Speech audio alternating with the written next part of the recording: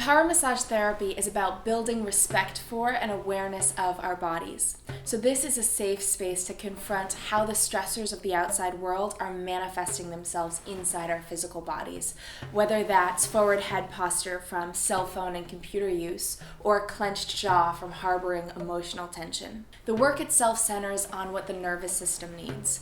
So whether that is sports massage and deeper techniques, or range of motion and myofascial work, or simply guided breathing and slow sedative work. As a former anatomy teacher, I love teaching people about their muscles and the body mechanics throughout the session. This is a proactive space where we explore setting up a self-care plan for you. So whether that means learning the role model method of therapeutic ball rolling or talking candidly about your sleep habits. I see it as kind of a dance between my client and I, with the final goal being to resolve discomfort and achieve a deeper awareness of the body.